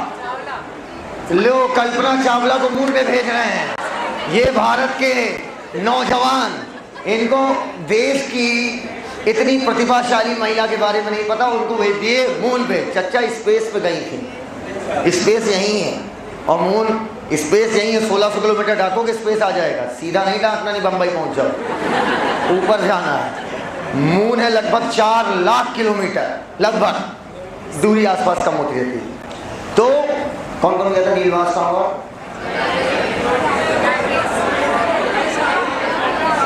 एडविन ऑल्ड्रिन, नाम नहीं सुना? कितने लोग गए थे? 2 नहीं 3। 2 गए थे मून पे और 1 चक्कर लगा रहे थे मून के चारों तरफ। कौन लगा रहा था? Karl Collins. नहीं पढ़ा? अरे बचपन में एक आती थी मैगजीन टेल मी व्हाई, नहीं खरीदते थे? कोई बात नहीं बेटा, इग्नोर करो, यही सीख लो, बहुत है। तो सुपर कंप्यूटर का इस्तेमाल होता है। हम लोग क्या करते हैं, जब आप मोबाइल में 5 दबाते हो, मोबाइल 5 नहीं समझता, मोबाइल समझ जाता कौन कौन सी एलईडी बुझानी कि तुम्हें 5 दिखे। नहीं समझे हमारी बात? जब आप वीडियो गेम खेलते हैं, कौन सा खेलते हो? पबजी, ये सब वेस्ट ऑफ टाइम है। वीडियो गेम में खेलता था मारियो और कॉन्ट्रा।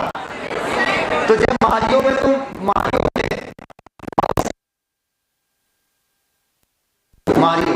मारियो में जब आप अपने मोबाइल की स्क्रीन पे ऐसे करोगे तो वो चलता है, जब ऐसे करोगे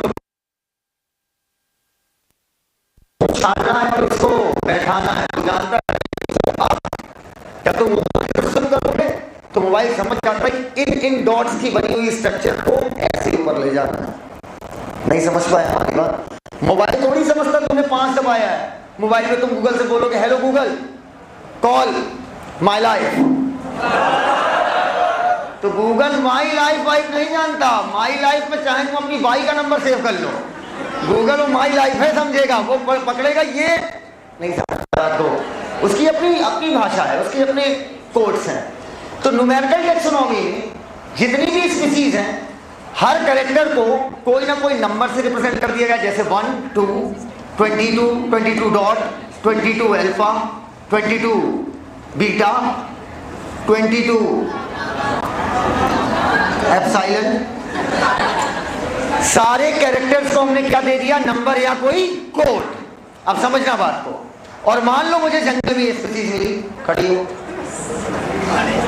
हो या नहीं मिली, बैठो। मान लो ये मुझे मिले, खड़े हो, और ये मुझे मिले, खड़े हो। ये मान लो अलग अलग स्पीसीज हैं। मैंने देखा मारिस के सारे कैरेक्टर डाले, ठीक, और इनके सारे कैरेक्टर डाले और क्लिक किया एंटर कि वापस में क्या करें? मैच। 29,000 कैरेक्टर मैच हुए। मारिस पूर्वज है फैंस को, और इनके कैरेक्टर सारे डाले। ये कोई और स्पीसीज है, 10,000 मैच हुए। मारिस दद्दू के महादद्दू हैं। मारिस कहने सर ना मानी जाए। तुम बैठो, तुम बैठो। इनसे 10,000 मैच हुए। अब तुरंत क्या होगा? तुरंत क्या होगा?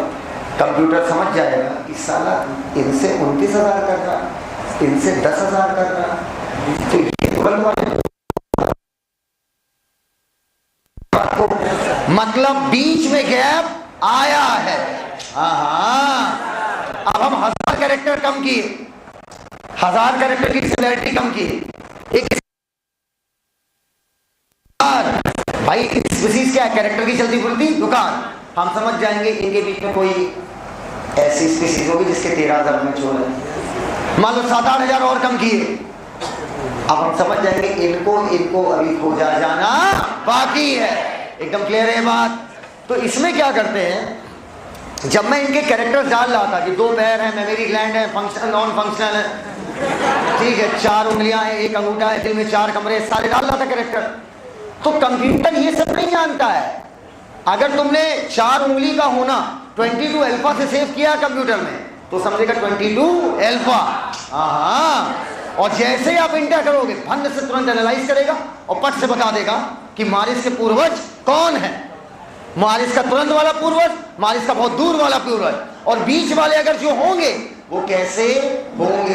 अरे यार अब नहीं मिले यार उनके जीवाश्म वारिस तो हम क्या करें, तब तक तो इन्हीं से काम चला, इन्हीं की फोटो लगा पूजा करो। This is called numerical taxonomy.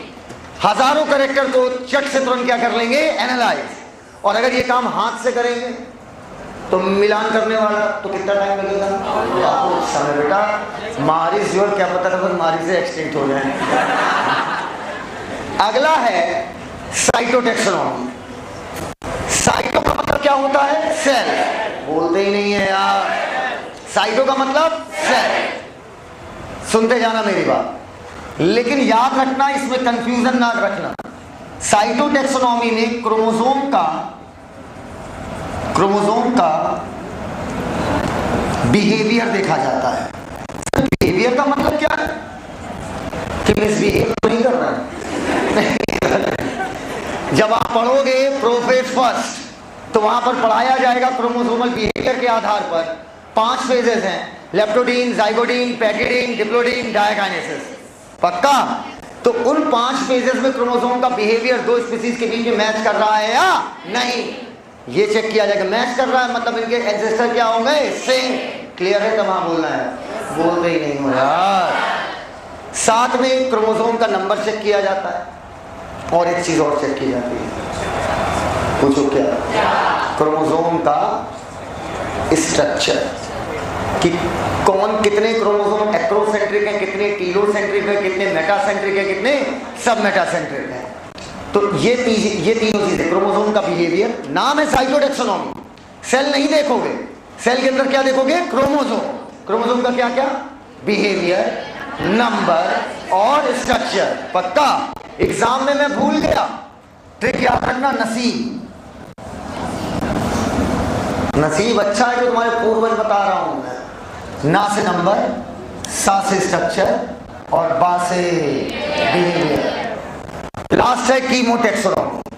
बहुत सारा बच्चा इस बात में कंफ्यूज रहता है कि सर कीमोटैक्सोनॉमी क्या है और फाइटोकेमिस्ट्री क्या है, और इन दोनों को एक मान लेता है। कीमोटैक्सोनॉमी क्या है और फाइटोकेमिस्ट्री क्या है, दोनों का मतलब समझना। टैक्सोनॉमी का मतलब सिमिलैरिटी वगैरह ढूंढ के किसी को एक ग्रुप में रखना, क्या कहलाता है, टैक्सोनॉमी। अब न्यूमेरिकल कर रहे हो, साइटो कर रहे हो, कीमो कर रहे हो, बताओ इन तीनों में कंप्यूटर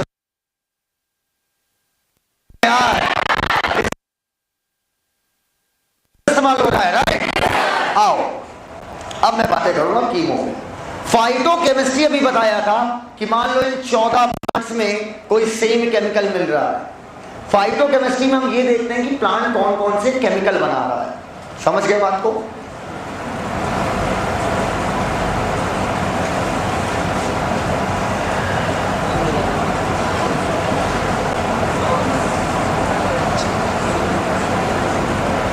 फाइटोकेमिस्ट्री में हम प्लांट्स में कौन कौन से केमिकल है इसकी स्टडी करते हैं, ठीक है?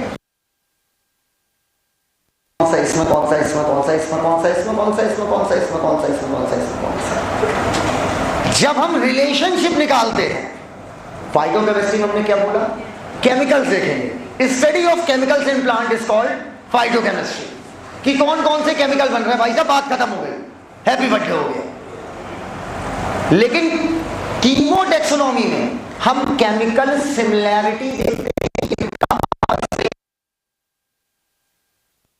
बात को खड़ी हूं, अगर मैं इस प्लांट की, अगर तुम प्लांट हो क्या, एनिमल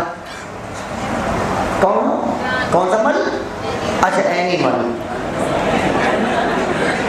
मान लो ये कोई प्लांट है और हमने बहन नहीं, प्लांट है, मैंने इसके अंदर सारे केमिकल स्टडी किए, कौन कौन से केमिकल, मैंने लिस्ट बनाई है। मैंने केमिकल की लिस्ट बनाई है तो I am not doing कीमोटैक्सोनॉमी। Chemical की लिस्ट स्टडी करना क्या कहलाएगा, फाइटोकेमिस्ट्री। और मैंने दूसरी स्पीशीज की लिस्ट बनाई तो अभी भी मैंने क्या की, फाइटोकेमिस्ट्री। फाइटो मतलब प्लांट, बॉटनी को फाइटोलॉजी बोलते भी हैं।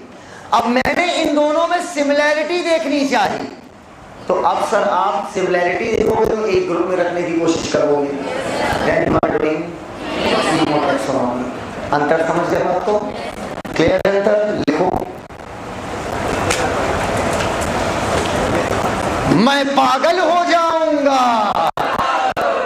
कैसे कहोगे? मैं बुरा मान जाऊंगी, मैं नाचूंगी, मैं झूमूंगी। लिखो phytochemistry, study of chemicals in plants, study of chemicals in plants. हो गया। But when we,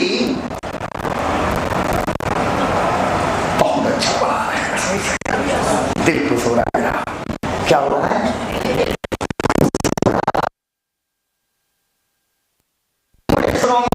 But when we compare chemicals found in different plants,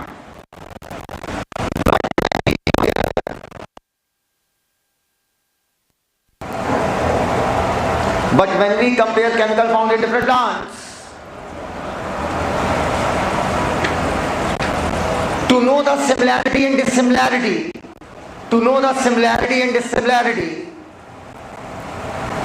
to know the similarity and dissimilarity,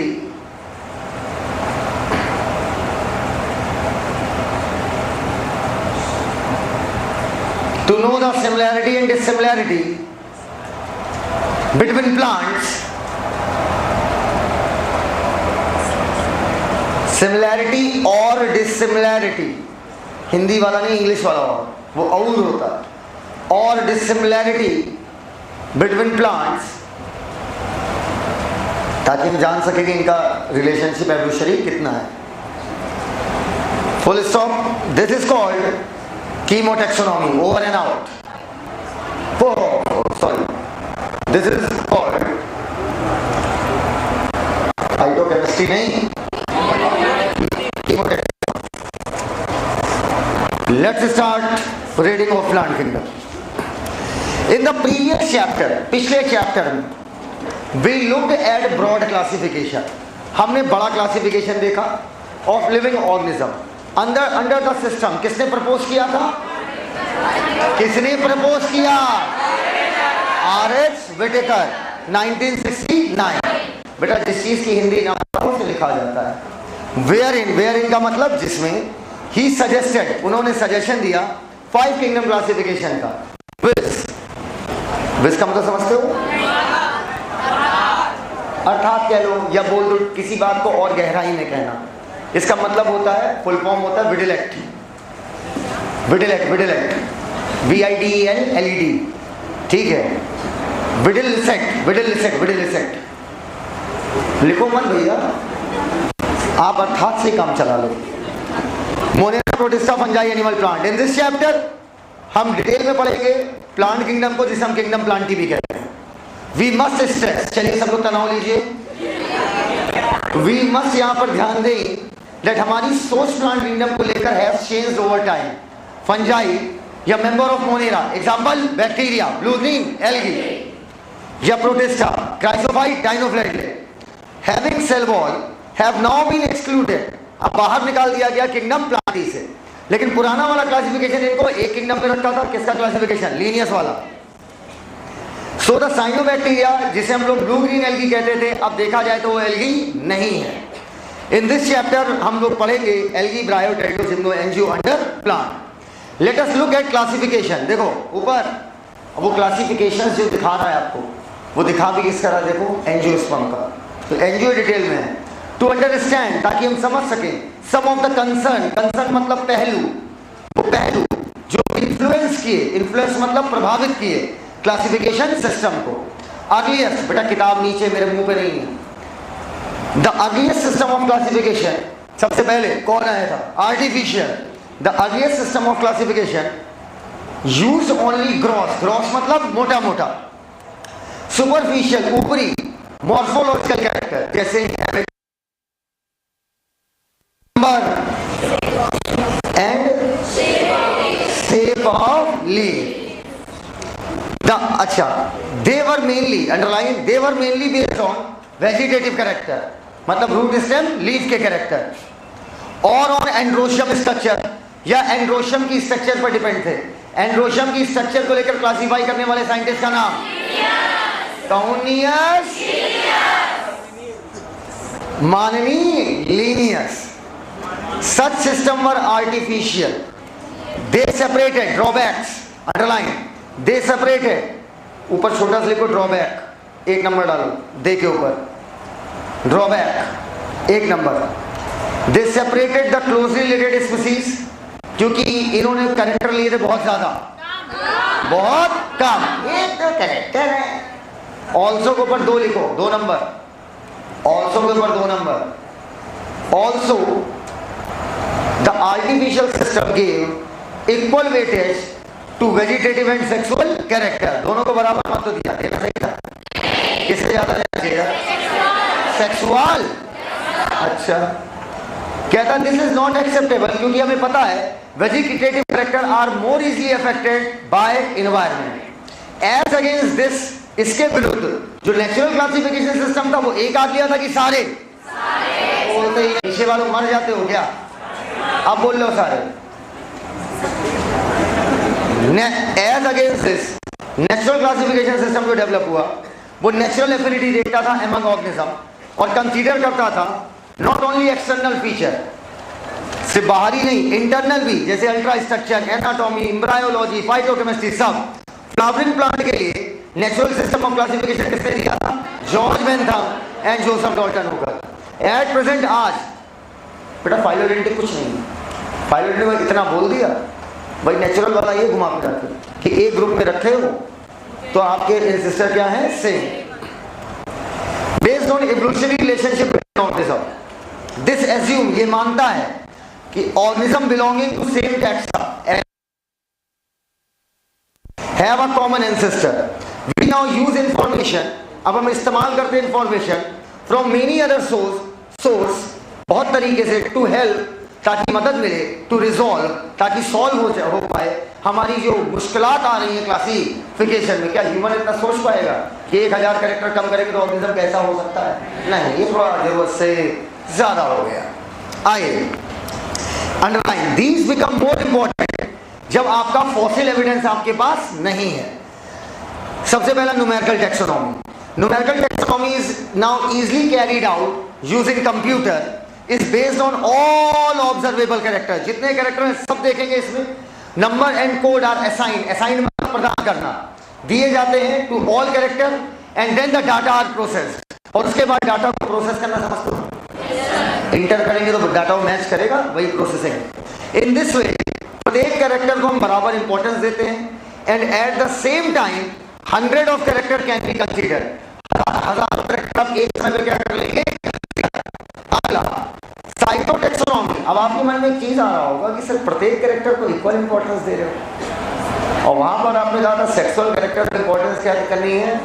ज्यादा देनी है. बेटा कंप्यूटर है, वो उस चीज को रिगार्ड करके चलता है. वो आपको रिप्रोडक्टिव सिमिलैरिटी अलग दिखाएगा, वेजिटेटिव सिमिलैरिटी अलग दिखाएगा. समझ पाए हमारी बात? आपका कॉलम होगा कि आप क्या देखना चाहते हो. रिप्रोडक्टिव सिमिलैरिटी तो आप क्या चूज करोगे?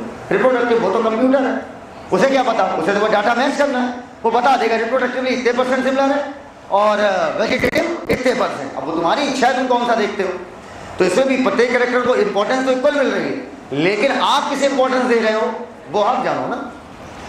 अगला, और हजारों कैरेक्टर टन से आप एनालाइज कर लोगे. साइटोटैक्सोनॉमी, सबब, नसीब, ना से नंबर, सा से स्ट्रक्चर, बा से बिहेवियर. कीमोटैक्सोनॉमी, केमिकल कंस्टिट्यूएंट यूज करते हैं हम प्लांट का, देखते हैं टू रिजॉल्व कंफ्यूजन, ताकि कंफ्यूजन दूर हो, और ये यूज करते हैं आज की टैक्सोनॉमिस्ट. ना ब्रायो, जिम्नो एंड एनजीओ. सुनो, एक चीज ड्रॉ कर रहा हूं, बस उसे देखिएगा. मुझे वक्त बताइए. एग्जैक्ट 10 o'clock, एग्जैक्ट 10 o'clock हो रहा है. 9 मिनट, 2 मिनट काम. अरे 2 मिनट में तो हम तुम्हारी सांस रोक सकते हैं. एक बड़ी सुंदर बात लिख रहा हूं. लिविंग ऑर्गेनिज्म, सुनना बच्चों, बड़ी सुंदर बात है. लिविंग ऑर्गेनिज्म को 5 ग्रुप में बांटा था. मोरेला,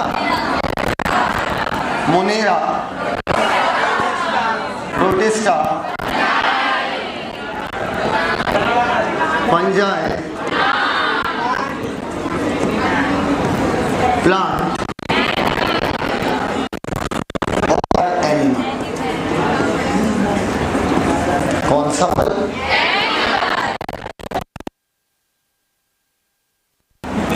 प्लांट को टोटल कितने पार्ट किया? 5। अब हमारी जो बच्चियां बैठी हैं पैटर्न पकड़ने में बहुत तेज है, वो तुरंत कहेंगी अच्छा तो प्लांट को इसलिए 5 ग्रुप में, तो यहाँ पछवाड़ा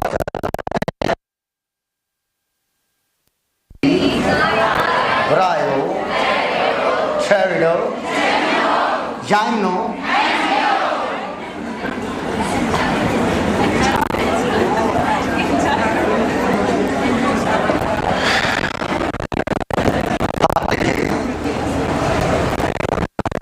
Monera, Protista, फंजाई।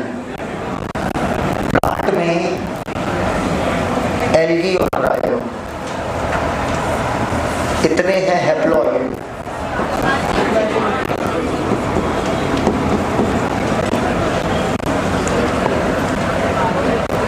इतने हैं हैप्लॉइड, बाकी बच्चे डिप्लॉइड। बात खत्म। अब एक आधा फॉर्मूला बोलना कि मेल के लिए सफल हुआ है। प्रोटिस्टा, फंजाई, एल्गी, ब्रायो, यहाँ तक हैं हैप्लॉइड और ये बाकी बचे डिप्लॉइड। धन्यवाद।